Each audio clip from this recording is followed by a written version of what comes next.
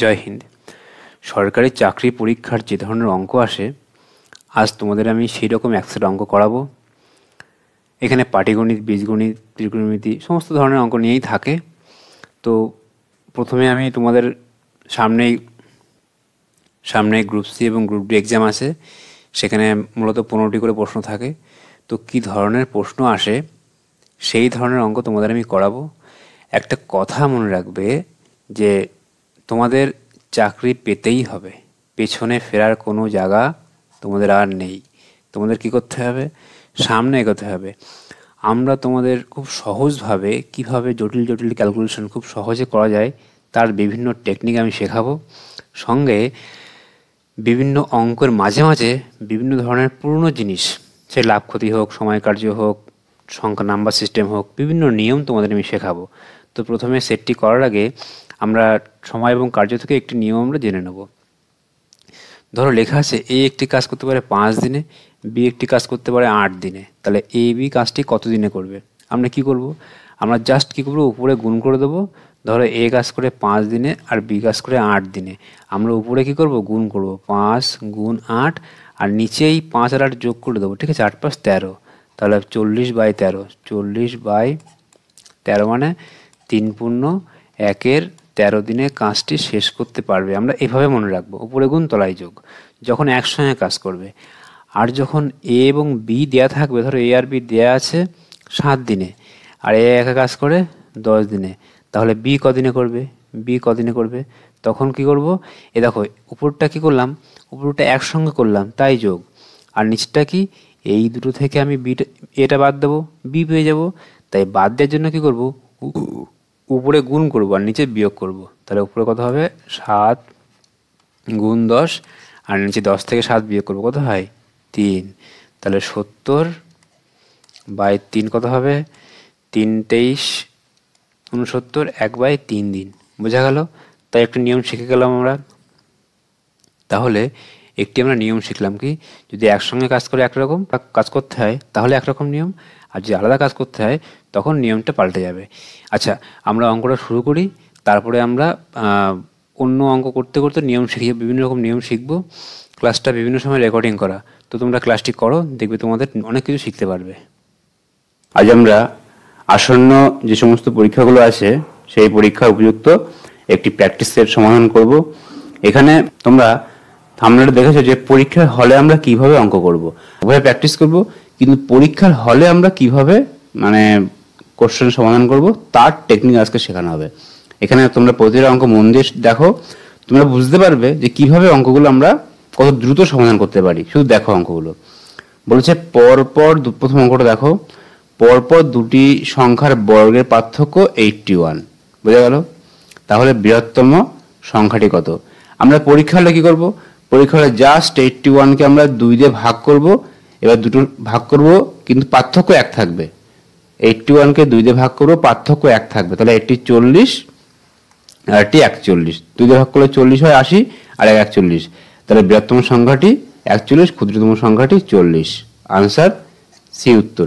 এটা পরীক্ষা হলে, কিন্তু কেন সি হলো আমার সেটা আমরা বুঝে নিই যে কিভাবে সিটা আসলো উত্তর। ধরো একটি সংখ্যা বলা আছে, দুটি পাশাপাশি সংখ্যা, তাহলে এটি 5 হলে পরের সংখ্যাটা 6 হবে, তাই না? তাহলে একটি সংখ্যা যদি x হয়, পরের সংখ্যাটা কত, x + 1, তাই না? এর সংখ্যা না, এই দুটো সংখ্যা, এ একটা সংখ্যা, এ একটা সংখ্যা। বলেছে এই দুটি সংখ্যার বর্গের পার্থক্য। তাহলে বড় সংখ্যা এটা স্কয়ার করে দিলাম, আর ছোট সংখ্যা কত, x²। এই পার্থক্য কত, পার্থক্য 81। ঠিক আছে, এবার দেখো তোমাদের কি হয়। এখান থেকে x + 1 হোল স্কয়ার কত, x² + 2x + 1 - x² = 81। এবার দেখো এই x² কেটে যায় না, তাহলে দুটো x + 1, তাহলে +1টা দিকে করলে -1 হয় না, তাহলে কত হয়, 80। তাহলে x মানে কত, x মানে এই 80/2 মানে 40। তাহলে ছোট সংখ্যাটি 40, বড় সংখ্যাটি 41। বোঝা গেল? তাহলে পরীক্ষা হলে আমরা কি করবো, এসব কিছু করবো না, আমরা জাস্ট 2 দিয়ে ভাগ করব, ভাগ করে দেখবো পাশাপাশি ভাগ করব, কিন্তু এক ডিফারেন্স থাকবে। তাহলে 40, এটা বড় সংখ্যা হোক 100 200 500 যা হোক না কেন, শুধু কি করব, এই নিয়মে পরপর দুটি সংখ্যা, তাহলে 2 দিয়ে ভাগ করে এক পার্থক্য রেখে যেটা বড় হবে সেটা বড়, যেটা ছোট হবে সেটা ছোট। ঠিক আছে, এবার দেখো এই অঙ্কটা। এই অঙ্কটা কি বলেছে, 200 এবং 300-র মধ্যে কোন বৃহত্তম সংখ্যা 6, 8, 9 দ্বারা ভাগ করলে 5 ভাগশেষ থাকবে। প্রতি ক্ষেত্রে 5 ভাগশেষ থাকবে। আমরা কি করব, আমরা বাড়িতে এরকম সঙ্গে সঙ্গে কি শুরু করে দিই, এলসিএম 6, 8, 9 এলসিএম করে দিই আমরা। কিন্তু এটা পরীক্ষা হলে করা যাবে না। পরীক্ষা হলে অপশনগুলো দেখবো, দেখে এটাই ঠিক করে দেবো। পরীক্ষা হলে করবো। এটা কত দ্রুত করলাম, কি করে করলাম ভালো করে দেখো। আমরা যখন দেখো, আমরা জানি কি 6, 8 এবং 9 দ্বারা বিভাজ্য হতে হবে, ঠিক আছে। এবার দেখো, আমরা 9 দ্বারা বিভাজ্যের স্পেশাল নিয়ম কি, যে সাম অফ ডিজিটস, যদি সংখ্যাগুলোর যোগফল 9 দ্বারা ভাগ যায় তাহলে সংখ্যাটি অবশ্যই 9 দ্বারা ভাগ যাবে, ঠিক আছে। এবার দেখো কি বলেছে, বলছে ভাগ করলে প্রতি ক্ষেত্রে 5 থাকবে অবশিষ্ট। মানে কি, যে সংখ্যাটা পাবো আমি তার মধ্যে কি 5 আমার এক্সট্রা আছে, তাই না। 5 এক্সট্রা আছে না আমার মধ্যে, তাহলে কি এর থেকে যদি 5 বাদ দিয়ে দিই আমি, তাহলে 9 দ্বারা ভাগ যাবে আমার, তাই না। 9 দ্বারা ভাগের নিয়ম কি, সাম অফ ডিজিটস যদি 9 দিয়ে ভাগ যায় তাহলে সংখ্যাটি অবশ্যই 9 দিয়ে ভাগ যাবে। কিন্তু এখানে কি বলেছে, এখানে প্রতি ক্ষেত্রে 5 থাকবে অবশিষ্ট। তার মানে কি, তার মানে 5 এক্সট্রা আছে, তাহলে এই সংখ্যা থেকে 5 বাদ দিয়ে দিই। তাহলে দেখো 8 আর 2 10, 8 আর 2 10 আর 18, তা 18 কি 9 দিয়ে ভাগ যায়, কিন্তু 5 বাদ দিলে ভাগ যাবে, তাহলে যাবে না। এটা দেখো 8 আর 2 10 আর 5 15, এটা হবে না। এবার এটা দেখো 9 আর 3 12 2 14, তাহলে 14 থেকে যদি 5 বাদ দিই কত হয়, 9। 9 তো 9 দ্বারা ভাগ যাবেই, আর এটাও হবে না। তাহলে অপশন আমার সি আনসার। বোঝা গেল।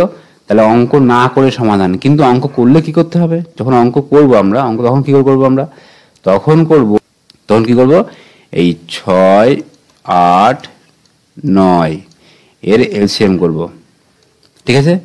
এলসিএম কি করতে হবে, এলসিএম কিন্তু তাহলে 200 থেকে 300-র মধ্যে, কিন্তু সংখ্যা হবে বৃহত্তম। তার মানে কি, দেখতে হবে 300-র কাছাকাছি, 300-র কাছাকাছি কোন সংখ্যা 6, 8, 9 দ্বারা ভাগ যায়, বেরোলো। এর সঙ্গে আমি 5 যোগ করে দেবো। এটা হচ্ছে যে অঙ্ক করার নিয়ম। কিন্তু আমরা পরীক্ষা হলে ফেস করছি, আমরা পরীক্ষা হলে তো নিয়ম মেনে চললে তো সময় বেশি লাগবে। এবার দেখো পরের একটি অঙ্ক দেখো, বলেছে কত, এই 3000 থেকে কোন ক্ষুদ্রতম সংখ্যা বিয়োগ করলে বিয়োগফল 7, 11 এবং 13 দ্বারা ভাগ যাবে। এগুলো কিন্তু সবই পরীক্ষার অঙ্ক, ঠিক আছে। এগুলো সব পরীক্ষার অঙ্ক, আমরা কিন্তু এগুলো পরীক্ষার অঙ্কগুলোই করছি। এক্ষেত্রে কি করবো, আমরা ঠিক মনে রাখবো, এই 7, 11 এবং 13 এই সংখ্যা তিনটির গুণফল জানো কত, পরীক্ষায় কিন্তু আসে এগুলো। এই সংখ্যা তিনটির গুণফল 1001, বুঝা গেল। তাহলে এই তিনটি সংখ্যার এলসিএম কত, 1001। এবার বলছে 3000 থেকে বিয়োগ করতে হবে। তাহলে দেখো, এটাকে 2 দিয়ে গুণ করি, কত হয়, 2 দিয়ে গুণ করলে 2002। আমার তো 3 দিয়ে গুণ করলে কত হবে, 3003 হয়ে যাবে। তাহলে তো 3000 থেকে বেশি হয়ে যাবে, হবে না। তাহলে 2 বারই যাবে। তাহলে 3000 থেকে 2002 যদি বিয়োগ করি কত হয়, 998। তাহলে উত্তর কত আমার, অপশন এ আমার আনসার। বুঝা গেল। তাহলে এইভাবে আমরা অঙ্কগুলো করবো, খুব সহজে হয়ে যাবে অঙ্কগুলো, কোনো কঠিন কিছু না। কিন্তু 61 কিমি পথ যায় 9 ঘন্টায়। এবার তিনি যাত্রাপথের কিছু অংশ 4 কিমি পার ঘন্টা বেগে যায় এবং বাকি অংশ 9 কিমি পার ঘন্টা বেগে যায়। তাহলে তিনি পদব্রজে মানে হেঁটে যায় কতটা পথ। বুঝা গেল। এই ক্ষেত্রে যদি আমরা অ্যালিগেশনে করি তাহলে আমার সময় বেশি লাগবে, আমাকে ব্যাক ক্যালকুলেশন করতে হবে। কিভাবে করবো সেটা দেখো, পরীক্ষা হলে যেভাবে করতে হবে, এটা কিন্তু মানে প্র্যাকটিস না, কিন্তু পরীক্ষা হলে কিভাবে করবো দেখো। বলেছে কতটা দূরত্ব হেঁটে যায়, তাহলে দেখো মোট দূরত্ব 61 কিমি। যদি 12 কিমি হেঁটে যায় তাহলে আমার বাকি পথ নিশ্চয়ই সাইকেলে যাবে। সাইকেলে কতটা যাবে, 61 থেকে 12 বাদ দিই 49, তাই না। 49 কিমি পথ যাবে সাইকেলে। বোঝা গেল। যদি 24 কিমি যায় তাহলে এর থেকে আরও মানে 12 বাদ যাবে, কত হবে, 37 কিমি পথ যাবে কিসে, সাইকেলে যাবে। আবার দেখো যদি 20 কিমি পথ যায় তাহলে নিশ্চয়ই 41 কিমি পথ যাবে সাইকেলে। আর যদি 16 কিমি যায় তাহলে আমার পথ যাবে কতটা, সাইকেলে যাবে 45 কিমি। এবার দেখো এই প্রথম পার্টটা আমার হয়ে গেল। দ্বিতীয় পার্টে দেখো কি হবে। এবার দেখো যদি তিনি এইখানে দেখো প্রতিটা যে দূরত্ব এটা কিন্তু 4 দিয়ে ভাগ যায়, তাহলে আমার এদিকে কোনো ঝামেলা আমি রাখবো না। আমি কি করব, এই ডান দিকে দেখবো এর মধ্যে কোন দূরত্বটা 9 দিয়ে ভাগ যায়। এটা কি 9 দিয়ে ভাগ যায়, যায় না। 9 দিয়ে ভাগ যায়, যায় না। 9 দিয়ে ভাগ যায়, যায় না। তাহলে এটা 9 দিয়ে ভাগ যায়। এইবার দেখো তোমাকে আমি দেখাচ্ছি, তিনি 16 কিমি পথ যদি যায় 4 কিমি পার ঘন্টা বেগে, কত সময় লাগে। তাহলে এখানে লিখি 16 কিমি পথ যাচ্ছে কত, 4 কিমি পার ঘন্টা বেগে, কত সময় লাগবে আমার, 4 ঘন্টা, তাই না? আর যদি 45 কিমি পথ যায় কত, 9 কিমি পার ঘন্টা বেগে, তাই না? কত সময় লাগবে, 5 ঘন্টা। তাহলে মোট কত সময় আমার, 5 আর 4 9 আসলো, তাহলে 5 আর 4 9 ঘন্টা এসছে আমার। আমার কিন্তু বলেছিল যাত্রাপথের মোট সময় আমার 9 ঘন্টা, বোঝা গেল? তাহলে দেখো আমার কিন্তু অ্যালিগেশন বা ওইভাবে করলে আমার সময়টা বেশি লাগতো। আমি কি করলাম, প্রথম কাজ যে প্রথমে ভেবে নিলাম যে যদি এতটা পথই হেঁটে যায় তাহলে বাকি পথ সাইকেলে যাবে। এবার সাইকেলে যাবে কতটা পথ, আমি সাইকেলের গতিবেগ কত, প্রতি ঘন্টায় আমার 9 কিমি, তাহলে 9 দিয়ে ভাগ যাবে এমন সংখ্যা আমার বার করতে হবে, বোঝা গেল? তাহলে আমার সহজে হয়ে গেল, না হলে আমার অনেকটা ঝামেলা হতো। ঠিক আছে, এগুলো পরীক্ষা এভাবে করবো আমরা। পরের অঙ্কটা দেখো, দুটি সংখ্যা তৃতীয় একটি সংখ্যার চেয়ে 20% এবং 50% বেশি। তাহলে দেখো তিনটে সংখ্যা লিখে ফেলি আমি, এ বি সি। প্রথম কাজ হবে এই সমস্ত অঙ্ক ক্ষেত্রে যে ধরে নিই তৃতীয় সংখ্যা 100%, ঠিক আছে? এবার এর থেকে একটি সংখ্যা 20% বেশি এবং অন্য সংখ্যা 50% বেশি।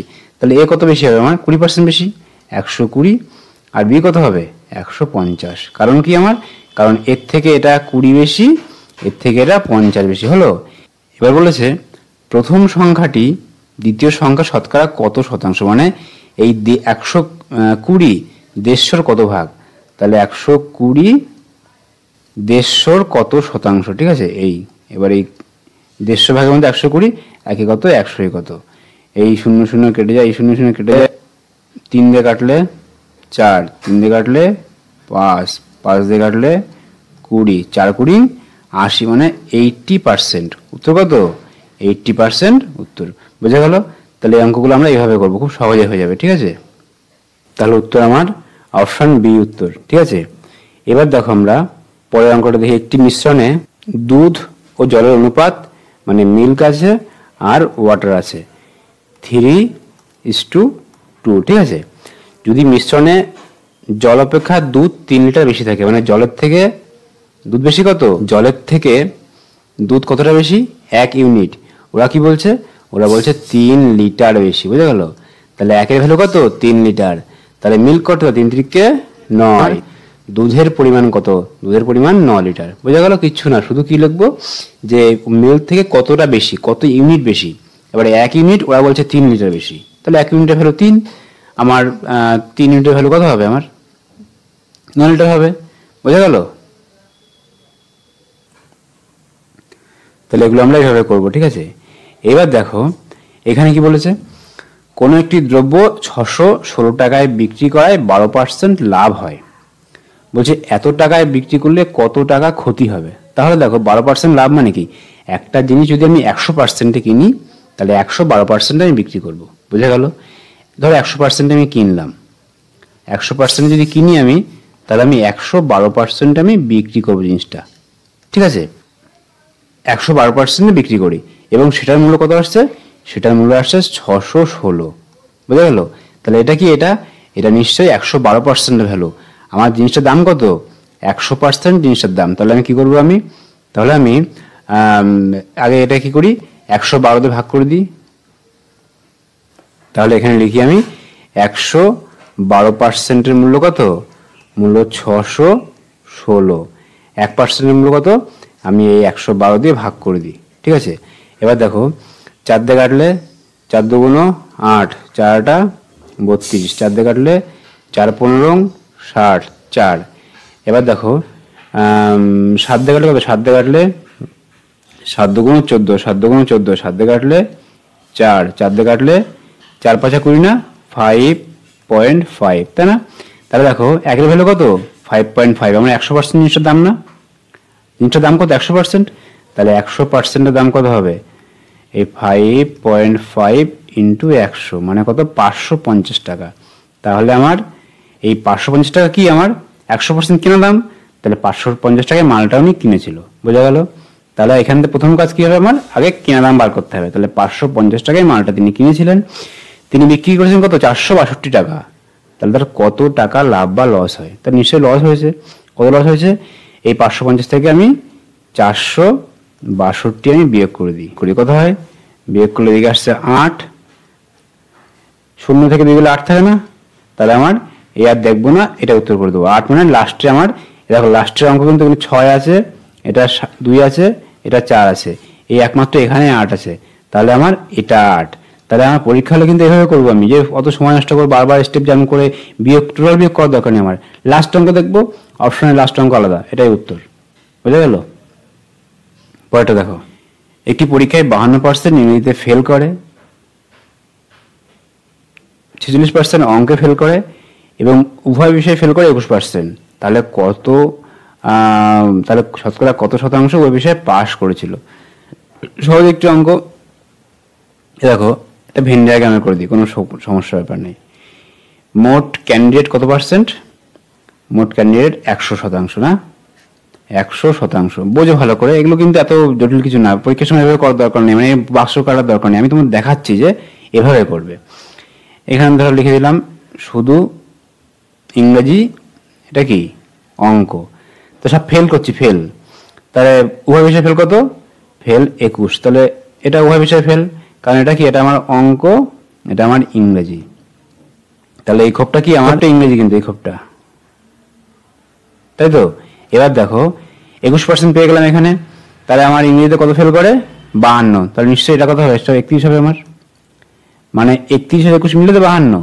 তাহলে 52 থেকে আমি কি করলাম? 21 আমি বাদ দিলাম, তাহলে 31 শুধু আমার ইংরেজিতে। আবার দেখো অঙ্কে কত? অঙ্কে 46% ফেল করে, তাহলে নিশ্চয়ই এখানে 21 বাদ দেবো, কত হবে?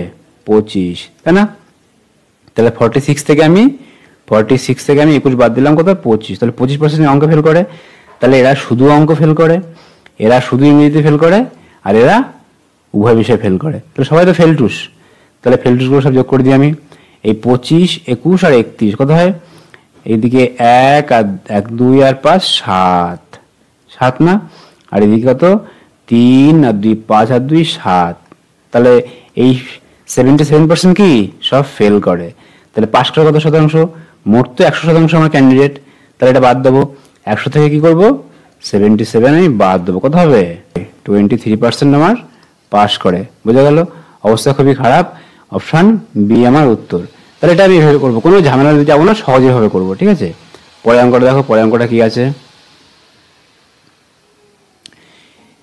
এখানে। দেখো কি বলেছে, একটি বাগানে যতগুলি সারি আছে প্রতিটি সারিতে ততগুলি গাছ আছে। মনে করো ধরো 2টি সারি, তাহলে প্রতিটা লাইনে 2টো করে গাছ, তাহলে গাছ কটা? 2টি, মানে যে কটা সারি সেই কটা গাছ, তাহলে মোট গাছ সংখ্যা কত হবে? 4। ধরে নি গাছ সারি 5টি, গাছও 5টি, কত হবে গাছ সংখ্যা? 25, তাই না?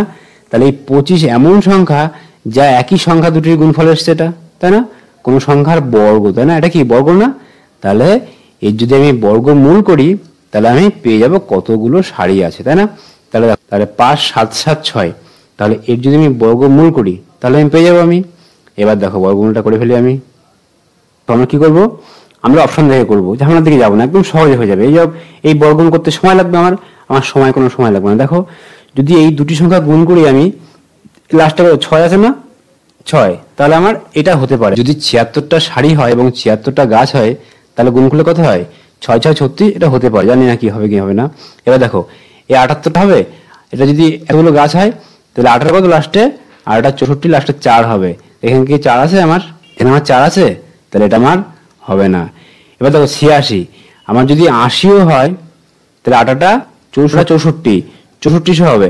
এটা কি সেটা, এটা কি 5776, এটা কি 64 বেশি না কম? তাহলে বেশি আছে, তাহলে এটাও হবে না। উত্তর কত হবে আমার? 76 হবে আমার উত্তর। বুঝা গেল?